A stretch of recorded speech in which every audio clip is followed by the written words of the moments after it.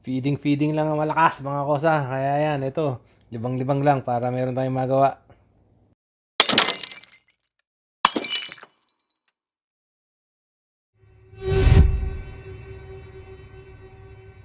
Ayan, unang banat natin. Harpactira caffreyana. Ayan, Schizopelma line. Galing yan kay kilala nyo na. Sa idol natin, Schizopelma TV. Dalawa to, namatay na yung isa. Kaya ayan. Pero ito, palagay ko, magsusurvive na to. Malaki na eh. Ganda ng kulay. Fresh limot yan mga kosa.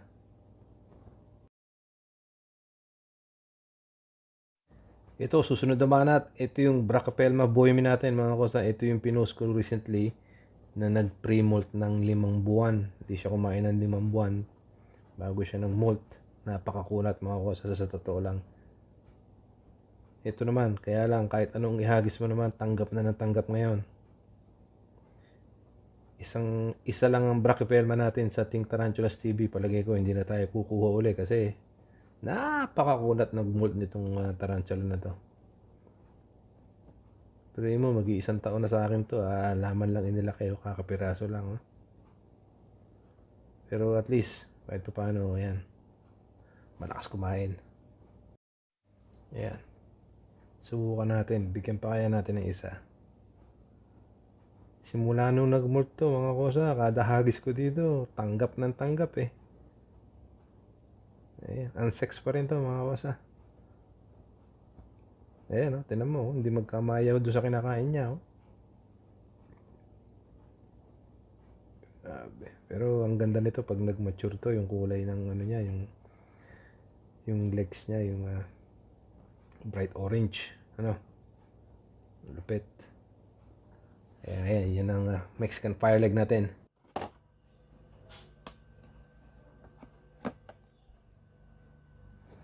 Ito mga kosa, ang ating Pamphobateus mascara na sling. Dalawang Pamphobateus sling natin na mascara. Ito yung isa, mas malaking size nito. Malakas din kumain to. Palagi ko malapit to mag-molt eh kasi mga ilang weeks na rin to sunod-sunod kumakain eh. Baka next week hindi na kumain to, magpi-pre-molt na to. Yung binigyan natin ng dubia. Meron pa rin siyang Christmas tree pattern. Ayan, close up. Ganda. Napalaki na natin to mga kosa. Diba? Lupit. Yan, pag ganyan, i-enjoy lang natin tingnan ano. Mga true keeper, ganyan. Pagmamasdan lang. Approve. Next one.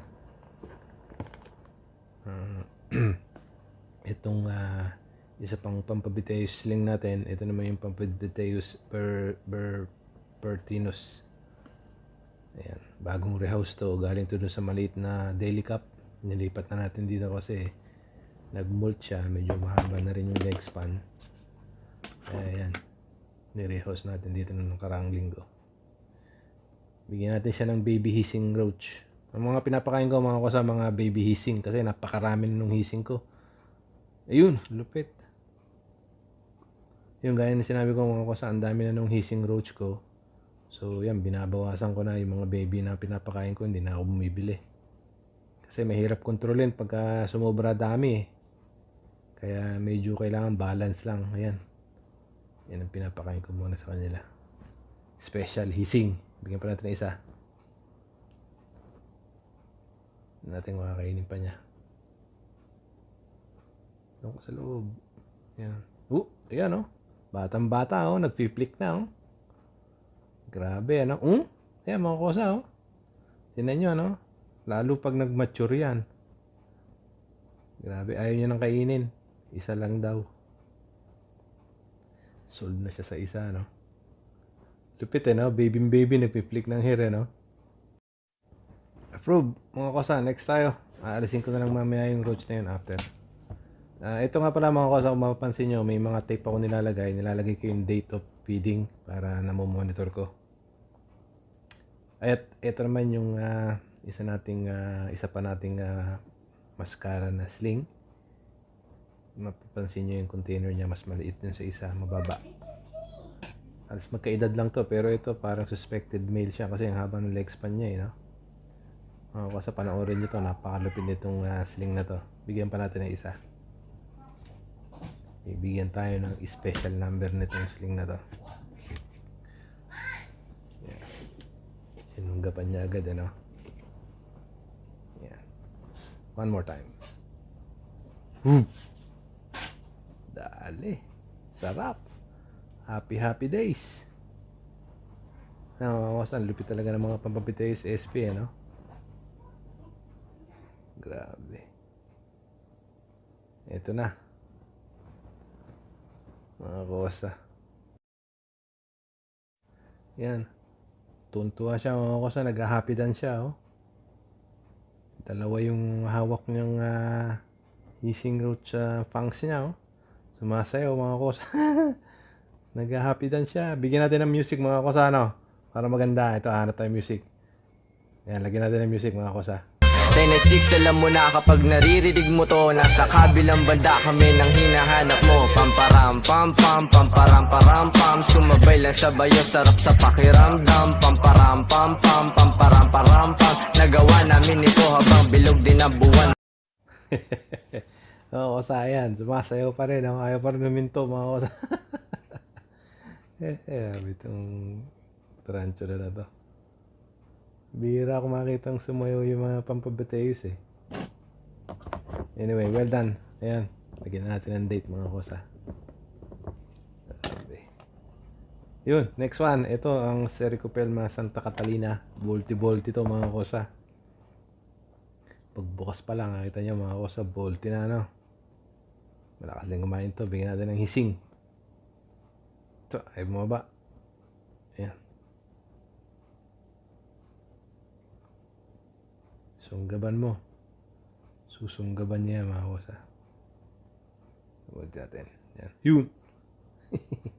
Kita nyo? Bilis eh, no? Lupit eh.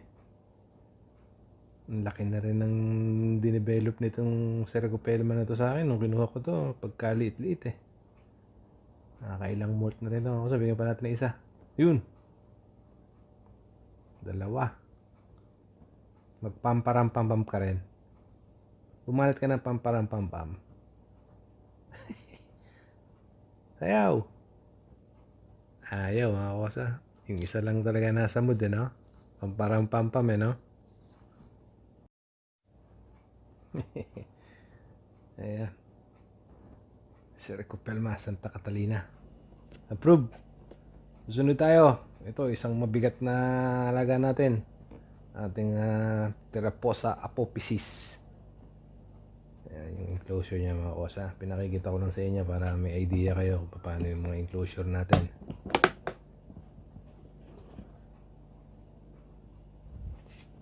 Matindi rin mag-flick ng hair to mga kosa. Hindi natin siya ng malaking dubya. Ayan. Sinunggaban agad. Ito mga kosa, marapit na rin mag-molt to, no? Kosa, mga kosa kasi very consistent to kumain, ano? Hindi to nag-miss ng meal niya every week. Kasi weekly tayo mag-feed ng tarantula natin. Adult, tsaka mga sling. Tsaka mga juvie. Weekly. Yung mga adult natin, minsan every 2 weeks, 3 weeks. Yung iba, minsan month, hindi kumakain. Pero pag sling, mostly every week, napakain natin.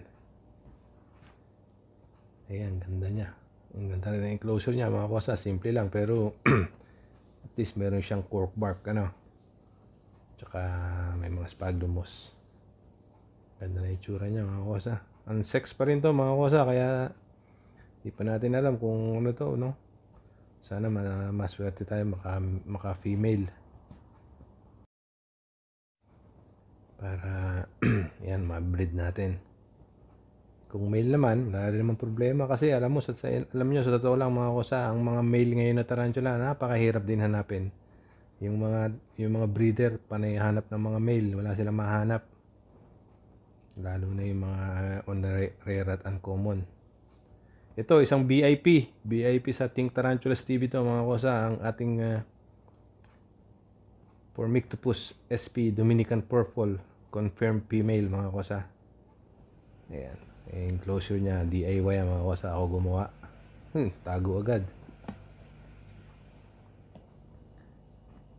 Pakainin natin ng super worm. Napakaganda nitong tarantula na to mga kosa, kaya isa to sa mga VIP natin eh. Isa sa mga mayor to dito sa Brigada 14 mga kosa. Yan, binira agad. Nagtago. Pakita ka naman, mayor. Ayan, ilalim ng hide. Ganda mga kosa, no? Lumalabas na yung true purple color niya, no? Talagang Dominican. Yan ang purple talaga mga kosa. O, yan, no? Tingnan mo yung carapace niya, no? Tsaka yung femur niya, no? Ganda. Grabe, sana makapagparami tayo nito mga kosa. Lupit. Kaya yan, alagang-alaga natin to mga kosa. Araw-araw natin chinecheck to kasi talagang VIP to eh. Mahirap na kumuha ng ganito ngayon mga kosa. Mahal pati. At ito, next one tayo. Itong Brazilian black natin. Gramostola pulcra. Confirmed male to mga kosa. Tingnan natin kung kakain siya. Kasi linggo-linggo rin to, hindi tumatanggi. Medyo malaki pa nga yung abdomen niya eh. Oh. Subo natin. Banata mo, Carding. Banata mo, headshot. Try mo sa headshot. Boom! Headshot. Ito ang star ng Think Tarantulas TV mga kosa. Kung napanood yung feeding video ko ng mga unang video ko nung nagsimula ako mag-vlog. Ito, rumurolyo to mga kosa. Kalaban niyan, yung super worm. Nung sling pa lang siya. Tumutumba na ng super worm to. Sling pa lang siya. Ayan. Ganda ng kulay niya mga kosa, no? Lupit.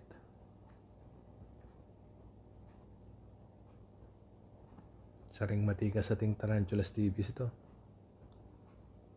Kaya lang male, pero pwede na rin yan.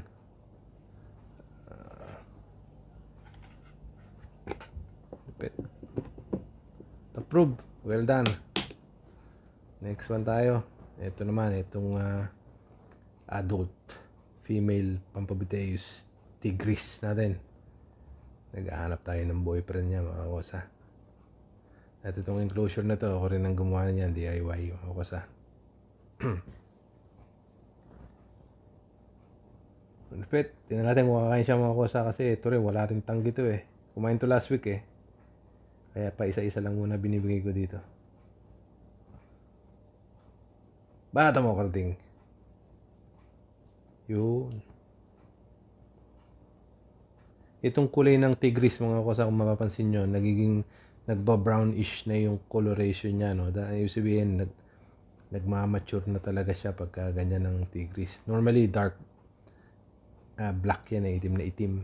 So, the longer na nagmamature sila, nagiging brown yung coloration. Siyempre, pag nag-molt, itim uli. Tapos, as they develop, nagiging brown din. Yan, katulad na yan. Kaya yan, sana makahanap tayo ng boyfriend nito, no? Napakahirap. Ang dami kong kilala naghahanap ng ganito. Dito sa UK, ang dami naghahanap ng male nito. Yan, kagaya na sinabi ko sa inyo, mahirap din maghanap ng male talaga, mga kosa eh. So, yun. Ang alam ko, si Idol Skits natin, merong male nito galing kay Idol Paxen. Pero, ano pa, sub-adult pa lang yung kay Idol Skits natin ito eh. So, hopefully, pag nag-mature yun or before that, kung hindi pa rin tayo makahanap, pwede natin mahiram. Hopefully. Mabait naman si Idol Skits natin eh. Yan, pakita ko lang sa inyo mga kosa yung enclosure. Thriving yung Pampabiteus natin, ano? At ito, ang ating Pampabiteus color form Insignis, Ecuador. Ganda rin ito. Ito, isa rin matakaw to. Wala rin tanggi to. Basta hindi to pre-molt, hindi to tumatanggi. Bigyan natin mga kosa. Tingnan yung enclosure niya mga kosa, di ba? Malaki yung space. Yun. Sinunggaban. Mga kosa, in a weeks coming, sa mga darating na mga linggo, Marami tayong magpi-pre-molt na tarantula kasi almost ilang weeks na rin sunod-sunod yung feeding ko. Talagang walang sablay yung mga tarantula natin. Puro kumakain lahat, no? Meron lang tayong mga mangilan-ngilan na mga pre-molt. Pero mostly talaga nung dito mga past week, ang lalakas kumain. Ito, one in particular mga kosa, medyo excited ako dito sa Insignis na to kasi hopefully, malapit na mag-mature to oh. Konti na lang, siguro mga isa pa o dalawa, the most dalawa mga kosa, mature na to. Kasi ang laki na niya Kaya ayan, medyo wala rin sablay ang pakain natin dito. Confirm female to mga kosa, sana ma-breed natin, makahanap din tayo ng boyfriend. Prove. At ito ang huling-huli, ang ating mayor sa mayor, Pampabiteus solaris. Ito ang pinaka-VIP dito mga kosa. Bago lahat ang tine-check ko, ito muna. Kaya ayan. Hindi, araw-araw to mga kosa, tine-check natin. Dahil ito ang pinaka-mayor dito sa Think Tarantulas TV. Alagang-alaga natin to mga kosa. Bigyan natin siya ng Dubia Roach, medium size lang. Kainin niya. Ayun. Pumatak pa sa harap ng solaris natin yung Dubia.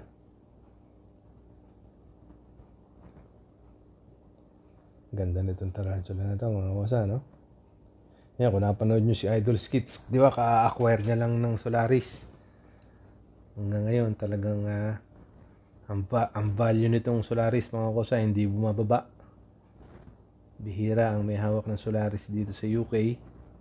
Sa Germany, marami yata, tsaka sa Italy. Kaya, yan. Grabe. Ganda.